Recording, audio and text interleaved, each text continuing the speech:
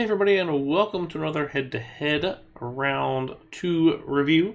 We are wrapping up round 2. This is match 3 of our 3 matches here. So this is the Serial Killers versus the Scream Queens. We are starting here with the Scream Queens. This is Esoterra. Esoterra was built by Dr. Dirt at 40%, Camcorder 22 at 35%, Lilith at 20%, and Phoenix Wing 101 at 5%. This ultimately was the losing park of the two, 40 to 25. So a little bit of a margin, but there's still a lot of cool stuff to see here. The first thing you should know on this one is if you're familiar with tarot or any of the lore and things behind all of that, you're probably going to get a lot more out of this park. Now, I can say I was not super well versed in this, although I did do some looking into a little bit, just for my own benefit, and you get a little more out of it for sure. Visually, I just think this is a pretty cool park for one, and also included in the download is a several image files, basically your own custom little tarot card deck using all the different bits and pieces here from the park, like right here in the middle of the magician who's wandering around right here. So first things first, we've got this really cool stone circle here with the black rocks. I really like how the black stands out among the rest and still has the striations in there, which is cool and done pretty well. Let's pick up this coaster though as we drop off the lift hill here. So this is the Fool.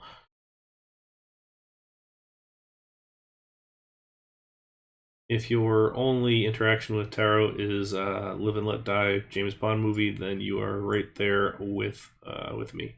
So that's where I am at the moment. But a cool coaster for one. Kind of got this fast mine train feel to it with this loop here in the middle of it. Kind of neat supports on the side, which I like.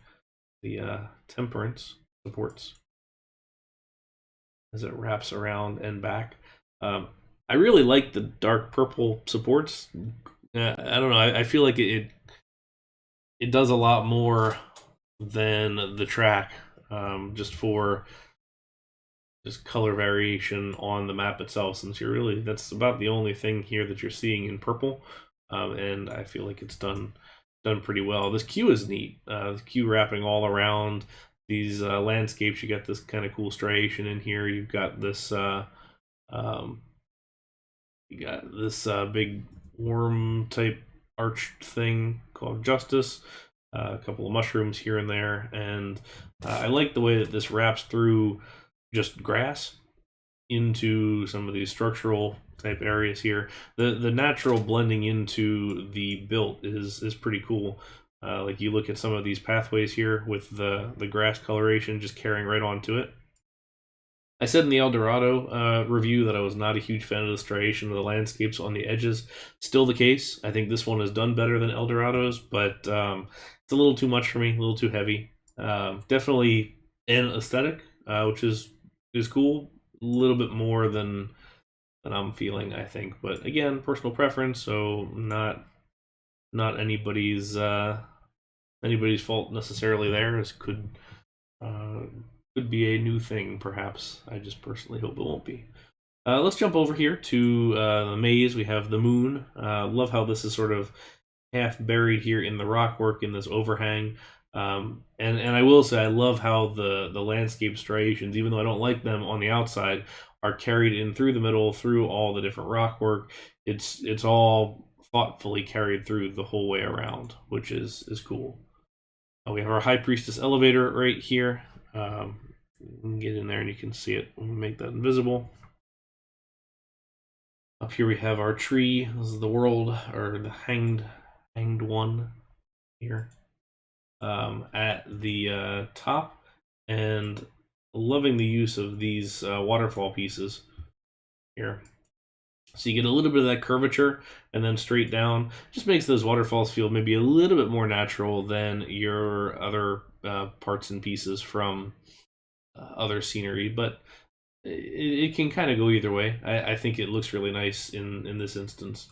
We also have the chariot here, which is good use of the vehicle packs plugin that lets you put the horse here in front of the actual boat object. Nice drop here out through the waterfall through this little temple here. Watch this real quick.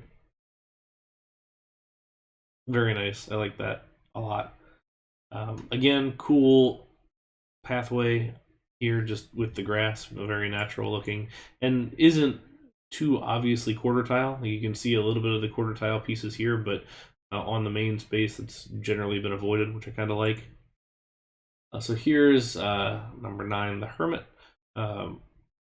This is one of those little rides that I feel like you could pretty easily gloss over at the beginning, but honestly is one of my favorite things of this map.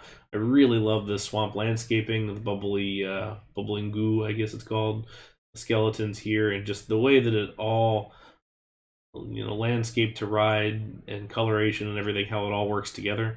Really a fan of that. I like that little detail especially. All right, here's the world tree. I mixed those two up, from that guy up there and this one here. Accessed here from this bridge, which has these super cool arches.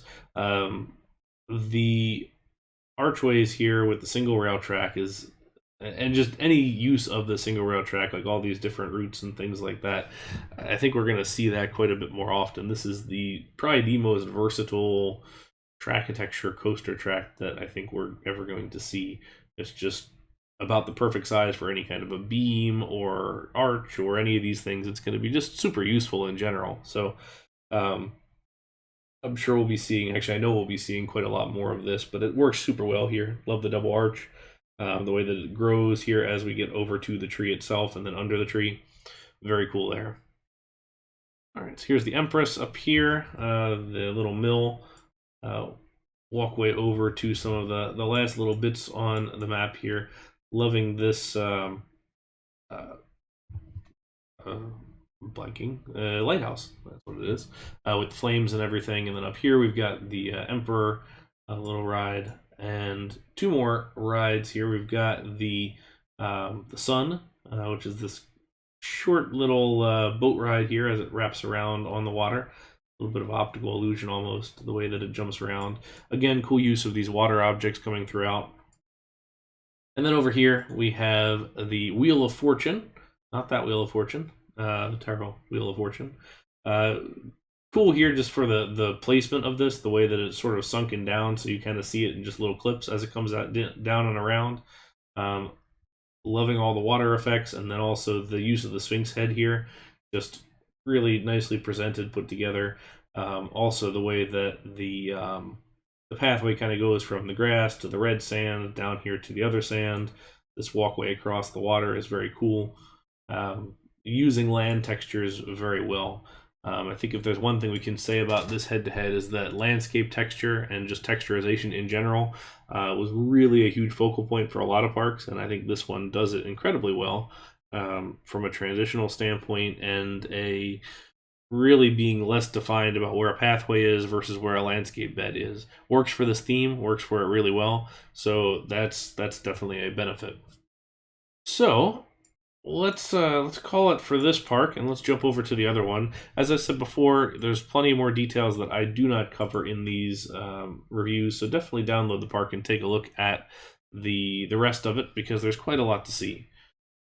All right, so total vibe change from that park to this park. This is called A Day at the Races, and it's themed to sort of the early 1900s, basically aviation races. So bunch of here plane races as we go along. So let's start up top here as we do. Coming into this little plaza with this carousel, sort of Victorian-esque buildings as we go around here. Nice curvatures on things. A little sad about the queue line here, which hangs off the edge just a little bit, but nonetheless is still pretty cool.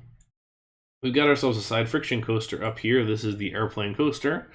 Not surprising. Also just that is cool with the trail. Another custom ride here with the particulate behind the planes. Again, lots of custom rides here that we're seeing. So we can start here with this side friction coaster. Wraps itself around a couple of times. Not necessarily the most realistic, I guess, but realistic enough. There's definitely some points of nice little detail here. I do like this bridge here as the train goes across it. It goes over the stands, and then we'll wrap around in here to a final big drop. This is pretty cool. And then around and back into the station. So that's very cool. Let's turn ourselves to the actual airplane races itself. We got this great grandstand, double height, using the cliffside really well, and also the structure here, very reminiscent of the Cliff House in San Francisco, the old one before it burned down. Encourage you to look up photos of that if you're not familiar with it. It's a very cool structure, and it actually was supported off the cliff with these sort of braces that look tenuous at best, but a cool architectural thing for one. So first of all, we've got the air show main three here, the red, white, and blue, doing the banks and other things like that. Very cool. Have our big ring down here with all of these biplanes that are racing along, which I think are very cool. If I remember right, each of these is named to one of the captains for each of the teams. That's kind of a nice little touch. And as we go around to all of these different areas, we'll see a number of the different teams and members called out in these. So here's a cool airplane unboxing with the crane. So you see the box coming in and the airplane going up and down. Lots of nice little details here. This is called Luigi. This one here is El Chapo. We have a nice reference here to the icons from Head to Head 8, who did have some trouble in the end, as we put it mildly. And then up here we have our little garden space with our party here. And a lot of these nice pieces of architecture. Again, simple architecture, but nice. And a nice sort of pleasant atmosphere as we wrap around. We didn't finish the park up here. There's a couple more things. So this one is kind of neat. This is Bisbee's Spiral Airship. This was a real attraction in Coney Island back in the 20s. It really did just lift up and then just kind of circled its way around down to the bottom. I don't think I've ever seen this one done in RCT, at least to this quality. So this is cool. It ends up being one of my favorite things on the map. We also have this nightmarish face leading into the scrambler underneath. So enjoy that, and also the swing right above it. More planes and boats and things like that, which are great seeing all the details. Here's mine, here is me, and Orca Team 6, which I appreciate. It's like the nod there. Here's motorboat and SOBs, and just all sorts of fun little details, all sorts of clickable stuff. These are the reasons that I encourage you to download the park, just because there's so many clickable pieces, clickable people, just little details to look at that tell a story larger than the overall map. To me, that's really where some of the better head-to-head parks separate themselves out, is where they have all sorts of just clickable things that expand your viewing from just a surface viewing to an actual exploration of the space. Cool scoreboard type thing here. 42069, nice. And just a lot of other little fun details on the cliffside. Definitely a change as far as rockwork goes from what we were looking at with tile inspectors, 7 liberal arts. A lot simpler here. I think there's probably a happy medium somewhere in between, but certainly the focus isn't on the rockwork here. It's on the rest of the stuff around it. So definitely a simpler map as far as architecture goes, but real heavy on the detailing, and I think it's that sort of thing which pushed this towards a winning score. Like I said, this park did take home the victory, 40-25 in round 2, match 3. So congratulations to Serial Killers for this win. I think that is going to be all we'll show on this one here. Definitely, actually, one more. Let's take a look at the plane here with our wing walker. Another custom scenery or custom ride piece that is very cool, very clever. See it coming back here in a minute. So you have our entertainer here on top of the plane doing the wing walks, which is actually something they did back in the 20s. I think makes it even cooler. Lots of neat stuff there. Good little details. But anyway, that's all for today. Thank you guys for watching. That will wrap up round 2 for us. So next we'll jump into round 3, and I will do my best to catch up before this contest ends, and hopefully get to a point where we can get all the way through all 7 of the round robin matches. So anyway, until next time, thank you guys very much for watching, and have a great day. Bye now.